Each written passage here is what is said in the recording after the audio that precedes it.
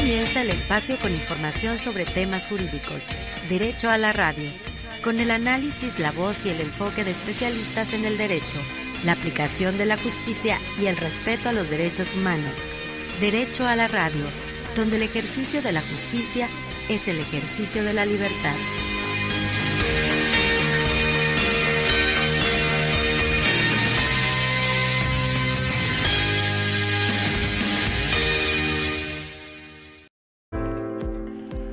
Muy buenas tardes, tengan todas y todos ustedes, sean bienvenidos a una emisión más de su programa favorito, Derecho a la Radio. Nos encontramos transmitiendo en vivo desde las instalaciones de Radio Universidad. Les recordamos que pueden seguir esta transmisión desde la estación 94.9 en la frecuencia modulada y desde las redes sociales de la Facultad de Derecho Oficial y el canal de YouTube Facultad de Derecho UCOL. Y bueno, como en cada programa se encuentra con nosotros nuestra amiga Bárbara Mancera. Hola Bárbara, muy buena tarde. Hola, Enoch, ¿cómo estás? Estoy contenta de saludarte, a ti, por supuesto, desde la cabina de transmisión. Saludamos a nuestras audiencias. También hay que invitarles a sintonizar la retransmisión de este programa el sábado en punto de la 1 de la tarde en esta estación radio de la Universidad de Colima, Universo 94.9. Y bueno, Bárbara, si estás de acuerdo, bueno, vamos a continuar con este programa y lo hacemos con la sección editorial a cargo del doctor José Ángel Méndez Rivera, quien nos presenta un tema muy interesante que es el relativo a las senadurías plurinominales. Adelante, doctor Méndez Rivera, le escuchamos. Buenas noches desde Colima, México. El editorial de hoy es la sustitución de los senadores plurinominales. El académico de la UNAM, Daniel Barceló Rojas, propone la sustitución de los 32 senadores plurinominales o de representación proporcional designados en lista nacional por senadores de los gobiernos de los estados que serían elegidos por mayoría absoluta de cada una de las legislaturas de los estados a propuesta del gobernador respectivo.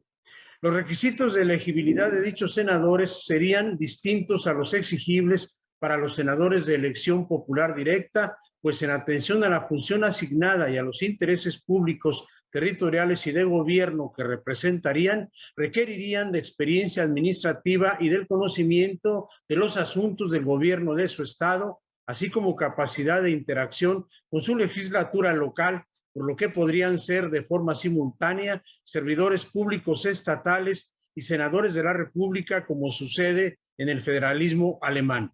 Según el académico, la Constitución Federal Mexicana de 1824 ya disponía que el Senado se componía de 2 senadores de cada estado, elegidos por mayoría absoluta de los votos de su legislatura local, por lo que la propuesta tiene ya antecedentes en nuestro país, además de que en el derecho constitucional comparado del siglo XXI, los senados de Austria, India o la ya mencionada Alemania eligen a sus senadores con la participación de sus parlamentos locales y de los gobiernos de sus respectivas entidades federativas. Y es que durante el proceso de transición democrática de México, los senadores plurinominales o de representación nacional nacieron a la vida institucional en la Constitución Federal, buscando incrementar la representatividad política del Senado, pero ello devino en mayor representatividad de los partidos políticos y no de las entidades federativas, que son la esencia del federalismo, mismo que es la razón de ser del Senado de la República, conformada por los estados. ¿Y usted qué opina? Muchas gracias por su atención. Agradecemos al doctor José Ángel Méndez Rivera por la lectura de este editorial y continuamos con el programa, Enoch.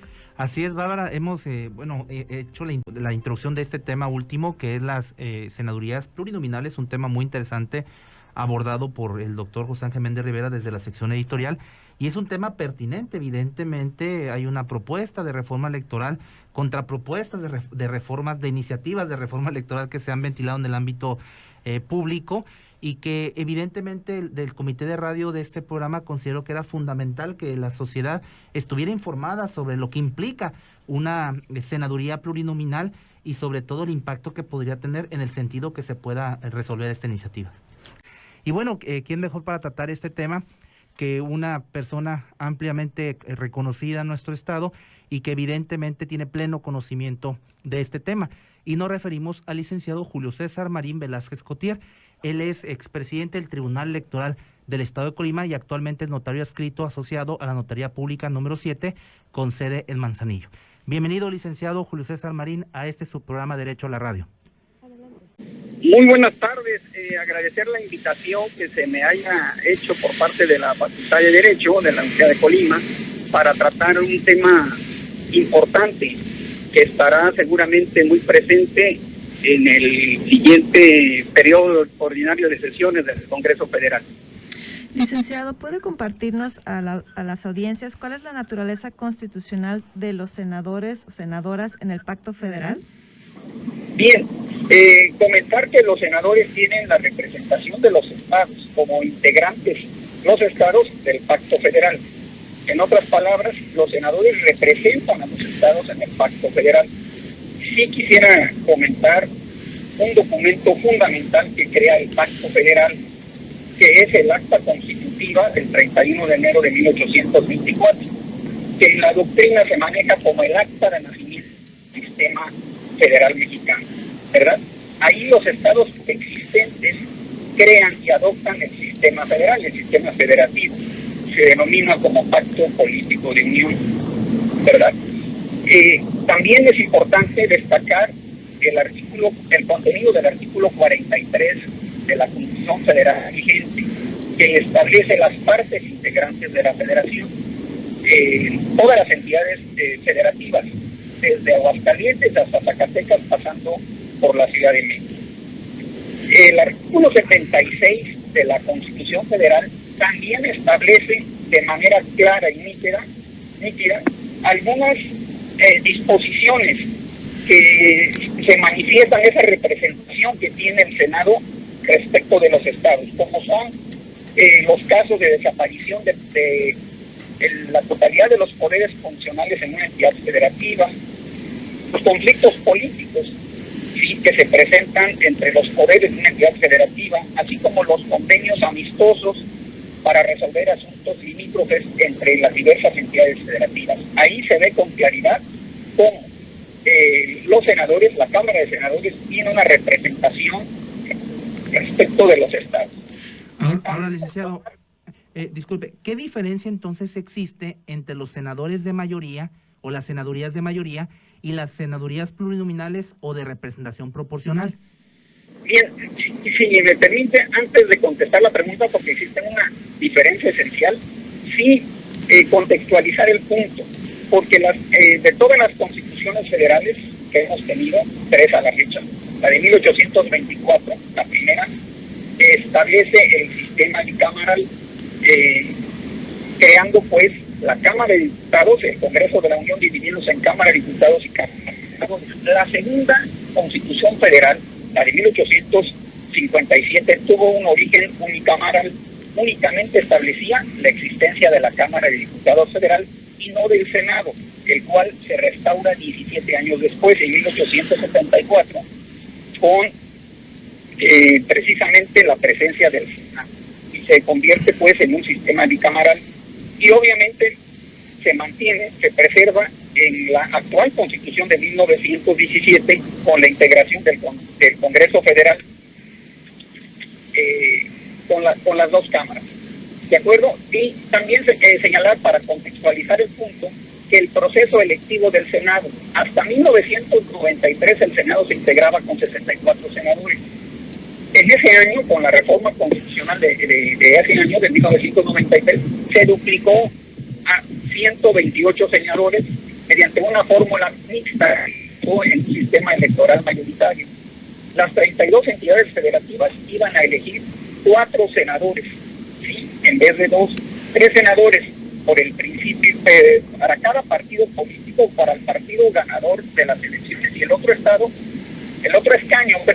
para el segundo partido político con mayor votación, es decir, para la primera minoría. Ya con la reforma constitucional, 3 años después, es decir, de 1996, se continuó con el mismo número, 128 senadores, pero se cambia el sistema electoral de 1993. Se hace una integración de 64 senadores por el principio de mayoría relativa, 32 senadores asignados a la primera minoría y 32 más electos por el principio de representación proporcional, bajo un sistema de listas votadas en una sola circunscripción plurinominal nacional. Las funciones son las mismas, tanto para hacer de mayoría relativa como para los senadores plurinominales o de representación proporcional. Tienen los mismos derechos y atribuciones, facultades y obligaciones, ¿verdad? Tienen las mismas facultades exclusivas, el derecho de que ejercen las facultades exclusivas, tienen los derechos de discusión y voto en el debate legislativo, en el debate parlamentario, y tienen las mismas facultades de nombramiento. Su voto lo ejercen y vale lo mismo. Eligen a los ministros de la Corte, a los consejeros de la Judicatura Federal, a los magistrados de las salas superiores y regionales del Tribunal Electoral del Poder Judicial de la Federación y, por supuesto, también a los magistrados de los tribunales electorales locales, pasando también por el nombramiento de los comisionados del INAI y del fiscal general de la República, secretario de Relaciones Exteriores, a los embajadores y diplomáticos, entre otros.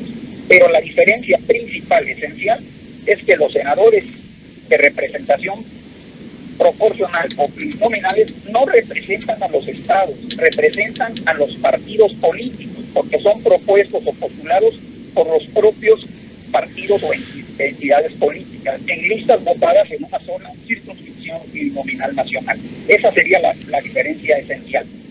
Y basándonos en esta diferencia que ya nos compartió, ¿representan las y los senadores plurinominales a la ciudadanía de cada entidad federativa? No, definitivamente no. Los senadores plurinominales, como ya lo hemos comentado, no representan a los ciudadanos de cada entidad federativa, precisamente por el sistema y procedimiento electivo vigente, que consiste en un sistema de listas votadas en una sola circunscripción plurinominal nacional, ¿verdad? Los senadores de representación proporcional, como ya lo hemos comentado, representan a los partidos políticos. Sin embargo, podemos decir que ya en el desempeño de sus funciones pueden estar más o menos identificados con los ciudadanos de un estado y sus intereses, pero más, definitivamente, más con los partidos políticos, que son los que los proponen o postulan en la ya citada lista nacional como candidatos, lo cual se remarca y enfatiza cuando las listas de candidatos y candidatas al Senado por la vía de la representación proporcional no necesariamente son originarios de la entidad federativa. En un juego de palabras podríamos concluir en este punto que no hay identidad con la entidad. Ok, licenciado. Nos quedan solamente 3 minutos, entonces vamos a ir a la última pregunta y sería, entonces, ¿la eliminación de las senadurías plurinominales violenta el espíritu de la democracia constitucional? No la violenta. Al contrario, se corrige una falla o un error que se cometió desde 1996, hace ya 26 años, al establecer la elección de 32 senadores por el principio de representación proporcional. En este sentido, lo que se transgrede en la democracia constitucional es precisamente la existencia de los diputados plurinominales o de representación proporcional, de tal modo que si se suprime la figura de los senadores, de representación proporcional, se restablecería el orden constitucional y con ello el pacto federal estaría vigente. Se restablecería la normalidad constitucional y esencialmente se estaría respetando el pacto federal, porque los senadores definitivamente representan a los estados en el pacto federal. De modo tal, a guisa de conclusión, podríamos decir que lo procedente sería integrar el Senado con 3 senadores por cada entidad federativa, 2 electos por el principio de mayoría relativa y 1 escaño por la primera minoría. Se mantendrían así o se cumplirían con 2 puntos. Primero, la equidad y la paridad, y también se lograría la representación de las minorías en cada entidad federativa. Y, por supuesto, se estaría respetando el pacto federal. Licenciado, en este último minuto, antes de cerrar la entrevista, ¿nos puede compartir unas últimas reflexiones sobre este tema? Sí, claro que sí. Definitivamente, en el próximo periodo ordinario de sesiones, como citaba en un principio, este va a ser un tema en donde se va a centrar la discusión, el debate parlamentario dentro de lo que es el Congreso Federal, el Congreso de la Unión, Cámara de Senadores y Cámara de Diputados, ¿verdad? Desde nuestro punto de vista, sí procedería pues la reducción de los integrantes de la Cámara de Senadores con la supresión de los senadores de representación proporcional o plurinominales. Porque desde hace 26 años, como decíamos hace un momento, desde 1996, con la reforma constitucional de ese año, se contraviene pues el pacto federal, porque los senadores plurinominales no están representando al pacto federal, a los estados, están representando a los partidos políticos, quienes los eligen en un sistema de listas que se votan en una sola circunscripción plurinominal nacional. Agradecemos mucho. Agradecemos al licenciado Julio César Marín Velázquez Cotier. Recordemos, él es expresidente del Tribunal Electoral del Estado de Colima, actual notario adscrito a la Notaría Pública 7 en Manzanillo. Muchas gracias, licenciado. A sus órdenes, buenas tardes. Derecho a la radio, donde el ejercicio de la justicia es el ejercicio de la libertad. Continuamos en breve.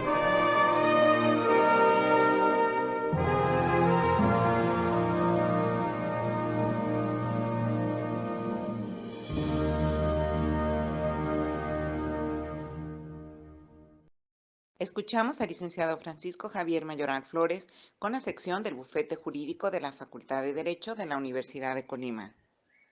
Hoy vamos a abordar un tema muy interesante que es el reparto de las utilidades, a cargo de nuestro compañero, por supuesto, el licenciado Francisco Javier Mayoral Flores. Recordemos, él es coordinador del Bufete Jurídico de la Facultad de Derecho de la Universidad de Colima. ¿Cómo está, licenciado? Buenas noches, Bárbara, un gusto poderles saludar, sobre todo a nuestros radioescuchas. Así es, el día de hoy seguiremos hablando de derecho laboral, particularmente de lo que es del reparto de utilidades. Y como principio me gustaría señalar que entendemos por reparto de utilidades aquel derecho de los trabajadores para participar en las utilidades de la empresa. Esto quiere decir que pueden obtener una parte de las ganancias que la empresa en la que se elabora tiene en un año fiscal, que este monto tendrá que ser cubierto a los 60 días posteriores a la fecha de la declaración anual que haga la empresa. Ahora, licenciado, a partir de lo que nos acaba de señalar, entonces implicaría que todos los trabajadores tienen derecho a recibir el reparto de utilidades. Bien, aunque es un derecho que nuestra Constitución lo establece como tal, no todos los trabajadores lo van a recibir porque se tienen que cumplir ciertos requisitos o elementos que hacen permisible su exigencia. Licenciado, ¿cómo se determina cuáles trabajadores tienen derecho al reparto de utilidades o bien cuáles son los elementos a considerar? Bien, hay dos elementos principales sobre los cuales podemos tomar esta referencia. El primero de ellos se refiere al tipo de empresa o negociación. Por ejemplo, no son sujetos a reparto de utilidades las empresas de nueva creación, de la industria extractiva, de la asistencia privada, las instituciones descentralizadas, por citar un ejemplo. Y el otro elemento es la función del trabajador. Se excluye como derecho para recibir el reparto de utilidades, por ejemplo, si se es un director, un administrador, un gerente, incluso en el caso de trabajadoras, en periodo de pre y posparto, como también trabajadores del hogar quedarían excluidos. Ahora, licenciado, en caso de tener derecho al reparto de utilidades, ¿qué cantidad se deberá otorgar a dichos trabajadores?